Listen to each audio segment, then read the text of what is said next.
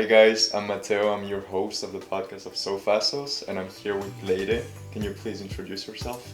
Hello, I'm Leire. I come from Spain, but I was raised in Brussels, and I'm currently a third-year student of the Bachelor European Studies. Alright, and I also, of course, know that you were an organizer. You've been an organizer of the EuroMUN. Can you please talk about it? What is it? Yes, so last year I was part of the team that organized EuroMUN, more specifically of the academic team. So basically the job of our team was to organize the content of the conference. So we were interviewing jurors, selecting them, supervising their job, which was supervising the study guides that they were writing. Also, of course, choosing the topics of the conference. Alright. Just before that, can you please tell the audience what a Model United Nations is in general? Yes. Just to get a bit of context, if you don't mind. So, a Model United Nations is a conference in which participants, which are called delegates in the conference, will kind of play a role-playing game. Mm-hmm. So in the conference there are different committees, such as can be NATO, the European Parliament, the WHO, right, etc. And so every delegate will be assigned a committee. In every committee a topic, or in some conferences 2 topics will be discussed. Mm-hmm. And so they will in each committee debate that topic, and every delegate will be assigned a country, and as a country they will represent a representative. Okay. So for example, if they are in the European Council, there will be the president of one of the member states. A given country, or yes. Okay. And so they will have basically to represent the interests of that country in that committee on that topic. Okay, alright. So I guess you encounter sometimes, let's say you represent Saudi Arabia regarding women, you can encounter sometimes something that is not related to your values in some way, right? Mm-hmm. So you must stick to your role, I guess. Yes, that's pretty important. When you enter kind of one MUN conference, you have to leave aside your personal ideologies, beliefs, and in the end you have to represent the role that you are assigned. It's also important because in future jobs you will also, especially related to politics, you will sometimes need to defend some points or interests that maybe are not yours, but it's the job. So it's sometimes difficult, but it's also cool, and interesting to see the other perspective and how sometimes something that you completely oppose, how you can actually defend that.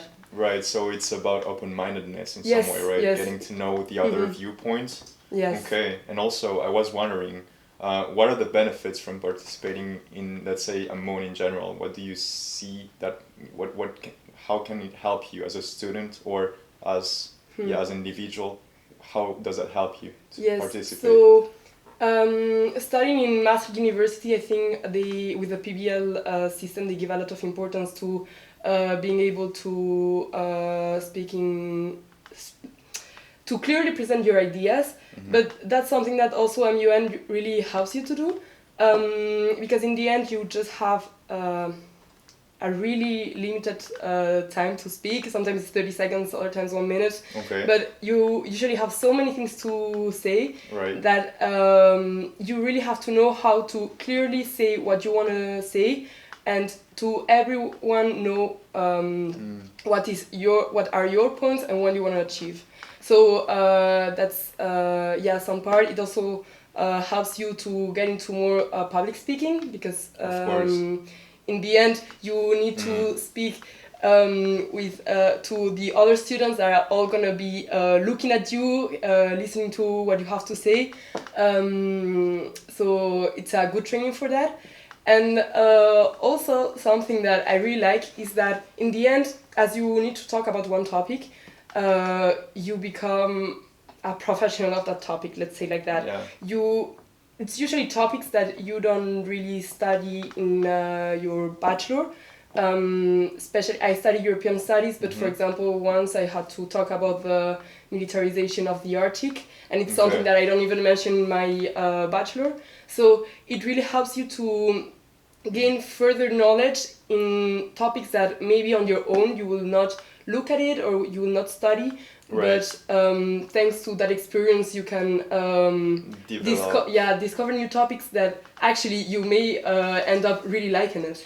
Okay, so getting more expertise about a given topic that is relevant nowadays, right? Yes. Okay, all right. So now talking more about the EuroMUN, it's once a year, right? So it's a conference that happens every year. Yes, so EuroMUN happens once a year. Last year it was in May. I guess this year they will also do it in May. I don't think the dates were published officially, but I don't know. I will have to look at it. Okay, maybe later, yeah. Yeah, so it's one conference that usually takes place during 4 years, 3-4 days, and and happens here in Maastricht. Last year it was here in SOFASoS.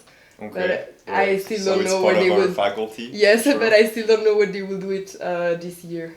Right. Okay. Yeah. And about the specificities in some way of the conference, it's more European oriented, or. So I can talk to my experience of last year, as this year I don't organize EuroMUN 2023. Yeah. But last year, compared to other MUN conferences that I went, EuroMUN really focused on that, or having more European committees. So for example, we had the European Parliament, European Commission, and European Council. So yes, that's something that really was different from EuroMUN right. compared to other conferences. Yes, exactly. I agree with that because last year I did participate as well, and I was part of the European Council as the head of government of Spain, and it was quite interesting because, of course, the other MUNs tend to specialize in the UN mainly, right? So representing a country in the UN or in another international organization in general. And it was the first time that I faced this participating in an European institution, right? So it was really interesting. Did you like the experience? Yes, exactly. I mean, honestly, it was, as you said, getting to know, deepening a topic for several days and debating and arguing and trying to come up with a plan. And it's really nice also to, as you said, gain negotiation skills. Yeah. And so this is a bit the plan, right? To deepen your understanding of a given topic. Yeah, it's also putting into practice all those negotiation classes that we have, especially here in SOFASoS. Yes, in European studies, right? Yes, to finally see how it works in real life. Yeah, exactly. All right. Then I guess we covered it all. We wanted to get a bit of an understanding, right, of how it functions, the EuroMUN. And so thank you very much for coming, Leire. It's been a pleasure.